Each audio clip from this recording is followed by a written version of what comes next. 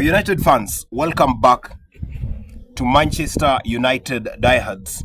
And today, at the request of an Arsenal fan, I want us to tactically analyze why Arsenal is no longer scoring open play goals.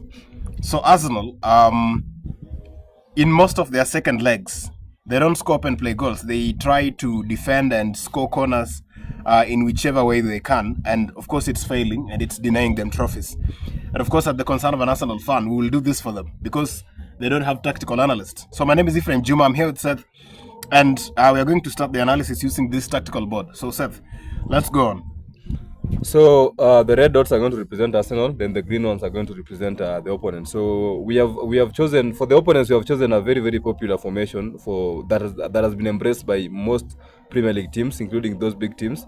So we are going to use back four, two midfielders, 1-10, two wingers, and then one number 9. Arsenal also lines up in the same formation. So I want to quickly tell you what is the major problem with Mikel Arteta's tactic that is making them to really struggle creating chances up front and scoring goals.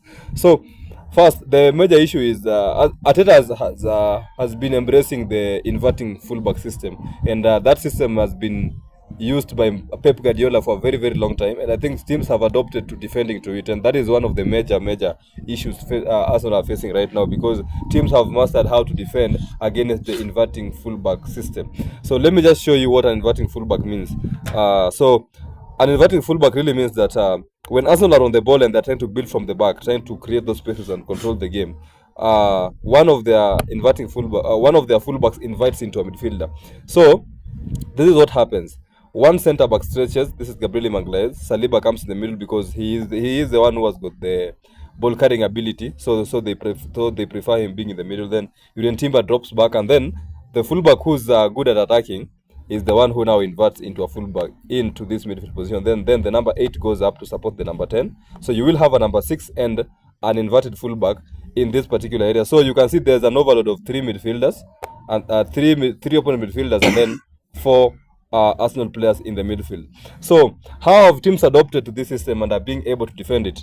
So it has become so simple for teams. So instead of this winger trying to suffocate this centre back, or maybe to try and force errors from him for them to be able to force errors and utilize the chances that they can make from creating errors from these opponents from the Arsenal backline, what happens is this winger no longer comes to this centre back. He also tucks in with this fullback.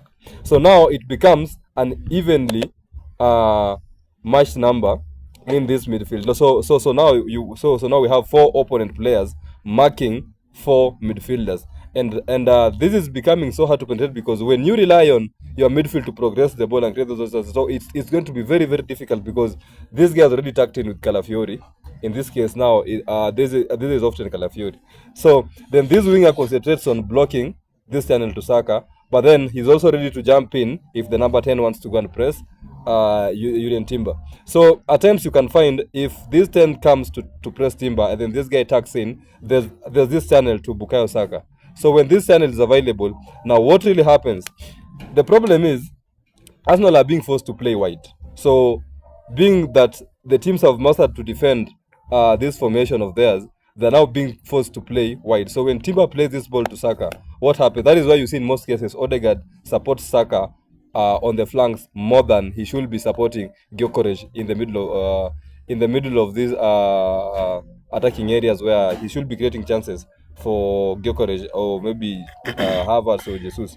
So you will find Odegaard in these positions trying to help Saka make the runs, and then he's the one remaining behind to try and bring in those crosses, but give Saka a chance to maybe face a defender one-on-one. So when you're forced to go wide, and remember, when the ball reaches to the opposition's half now, the formation also changes. So this guy is also, they can morph into a back 5, as you can see.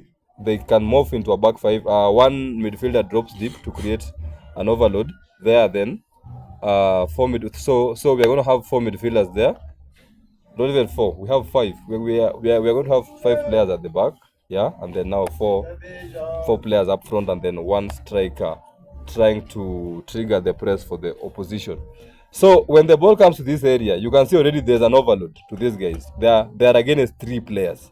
So it becomes very, very hard for her to grant it. And then when Timber jumps in, it now becomes so dangerous. It forces one midfielder to drop back, and then maybe if Calafiori is also attacking, trying to help his winger, then now you're going to have one midfielder dropping back, and then let's say somebody like Rice or Zubimendi tries to control the game from these particular areas, because you cannot entirely go in, all of you. So what normally happens is that you are going to notice that Arsenal are lacking numbers in these areas, in these areas. So and these are the most dangerous positions in the Premier League, especially if you can have players with the long range ability like Eberechi Eze. So when you're lacking players in these particular areas, it becomes very, very hard for you to create chances for your striker. So that is why you will find most of your attacking leading to corners, because you guys will be forced to play wide.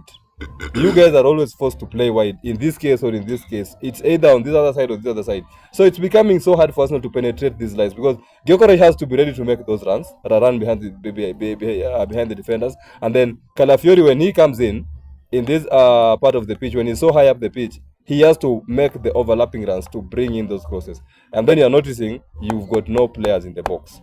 So it's becoming so hard for Arsenal to create chances against teams that have mastered defending the inverting fullback system. So it's becoming so hard. So maybe if Mikel Arteta can come up with something new, or maybe bring in players who are good on on 1v1 situations, better than Bukayo Saka, Martinelli, and all those other shitty players like Madueke. So that is the problem with Mikel Arteta. You guys are lacking numbers in the most dangerous areas of the pitch. You can see you people are lacking numbers in the box. You people are lacking numbers in these very, very dangerous areas. That is why most of your attacking lead to corners. And then now, because you people are trying to master corners than open play goals, you utilize your corners. So yeah. So that's it for today. I hope this guy watches the video, and I hope you'll be satisfied. Now, subscribe to Mad and watch all our videos and like them.